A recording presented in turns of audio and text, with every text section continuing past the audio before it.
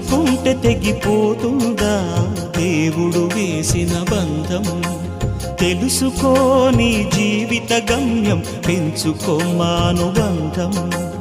7 అడుగులు నడిచిన వాడే 7 జన్మలు తోడుంటాడు.